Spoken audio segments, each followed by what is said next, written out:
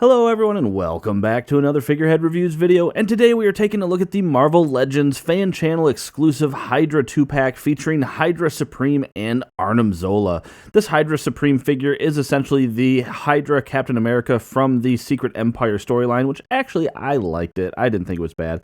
But we get them both displayed here in the front window, the Hydra logo, their names. We just get a window sliver at the top. We do get some artwork here. I believe that's actually from the comic book.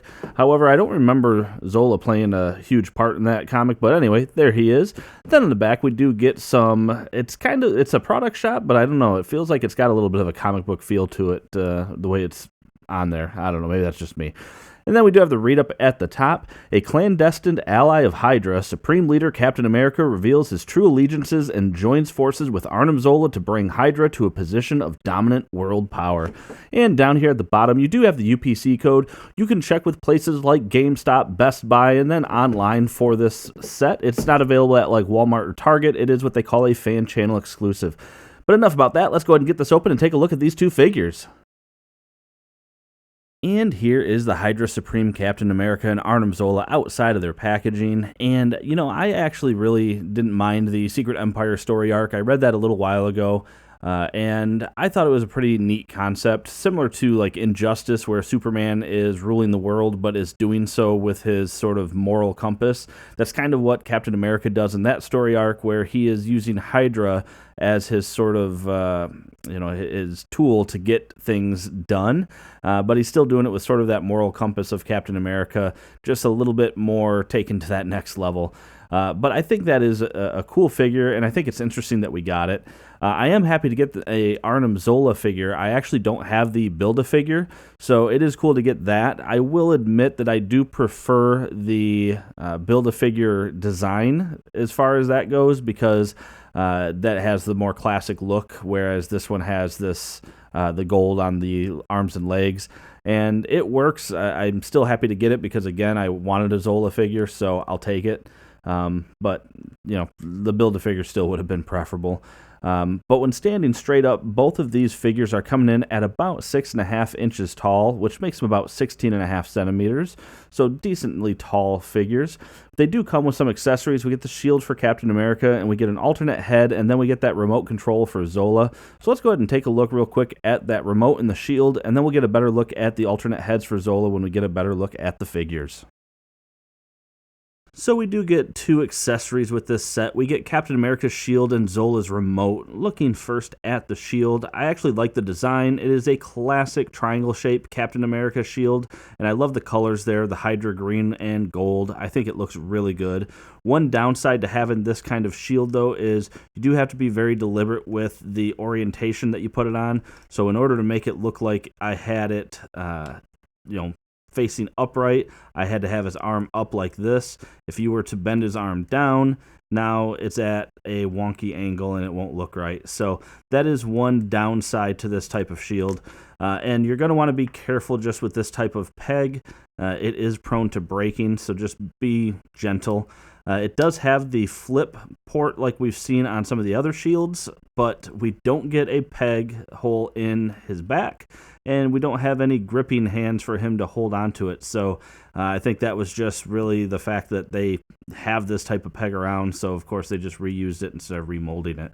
Looking at the remote, though, that we get with Zola, so this is the remote he uses to give commands to his genetic creatures and things like that. And we just get some big hot pink buttons there. But yeah, it looks good. It's actually a pretty good likeness to the comic book images that I found of the remote. So yeah, I like that. Very good. And yeah, cool accessories for both of them. So starting first, taking a look here at the Hydra Supreme Captain America figure, we get a pretty cool head sculpt. So this is inspired by some of the last few comics in the series, where he is basically wearing a full suit of armor. And it's actually a good representation of that armor. If you go back and look at the comics, it's actually a pretty decent match to it. But you get the classic Captain America A there, but otherwise it looks very much like a suit of armor for that Iron Man would have made for Steve. So I think that is really cool looking. Looking at the rest of the figure, so we still have the star there, and then you get some cool coloring and things like that. You actually still have things like the scales and stuff kind of coming through. So there's hints of Captain America all throughout this design, but it's as if him and Iron Man merged. I think that is cool. He still has the belt, though. I just noticed that. He does have actually like the repulsor blast hand, and actually they recreate the iconic scene from Civil War where instead of Iron Man blasting at Cap's shield, it's this Hydra Supreme blasting at Cap's shield. So I think that is cool. We get the fisted hand on the other side. And I do really like this coloring. The Hydra colors of this green and gold, I think they go together really nice. This was unfortunate. I just saw that when I took them out of the packaging. Yeah, that is an ugly blemish that I'm 99% sure I did not do that when taking them out because that looks deep, but oh well. But the paint throughout the rest of the figure looks pretty cool. And then going down, we get a little less armor on the upper portion of the legs, but then we go back to looking pretty armored there. You got your peg holes at the bottom, big treads. So I really like this design. I think it came out looking really cool. And yeah, pretty decent posability too. So speaking of posability, you got a head, of course, that can turn side to side without issue, and there's even a little bit of pivot on it. He can bury his chin pretty far, can look up quite a ways as well. You have arms that can come up quite a ways, not bad there. Full rotation. You do have a bicep swivel. There we go, bicep swivel. Double jointed elbow with these big elbow plates too. That's kind of cool. You have rotation and a hinge on both wrists. You have an ab crunch that can go down, not too bad, can go back a lot further. You have waist rotation, legs that can come apart, not bad.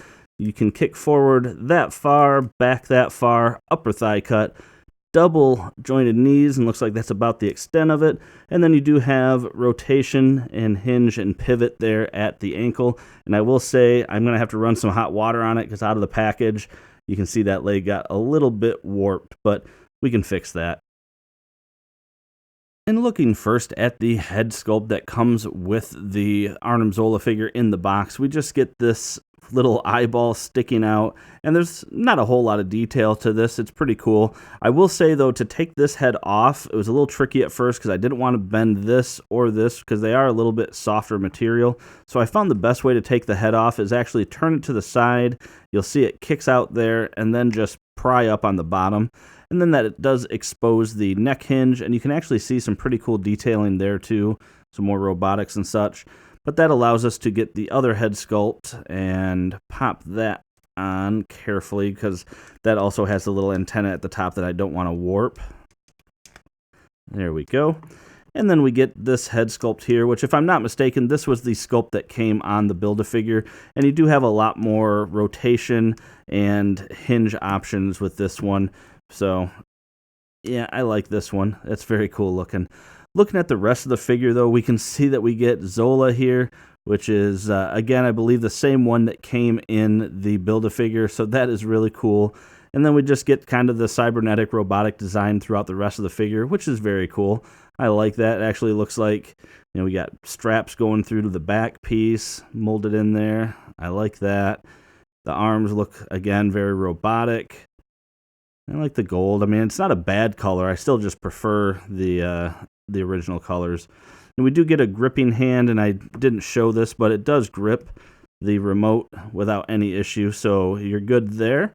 And then he does have an open gesture hand for that side, and he got some gauntlets. Yeah, I mean, it's nothing too crazy. A little mold mark there. Boots came out looking good. Yeah, I mean, it's nothing crazy. He came out looking pretty decent, so I like it. And we'll get rid of that. Now, looking at the articulation, so as I mentioned, you do have a lot more wiggle room with this particular head sculpt. The other one really doesn't give you any up or down. It just gives you side to side. And then you do have arms that can come up that far. And actually, I didn't try it. That come apart like the Build-A-Figure? It might, but it didn't come off. But you do have the arms that can come up, full rotation, bicep swivel, single jointed elbow, where you don't get a lot out of it, but you do have rotation and hinge at both of the hands. However, to go backwards, it's going to get blocked by that gauntlet. There is no ab crunch or anything like that, because that would crush his head. But you do have waist rotation there. You have legs that can actually come apart a pretty fair amount.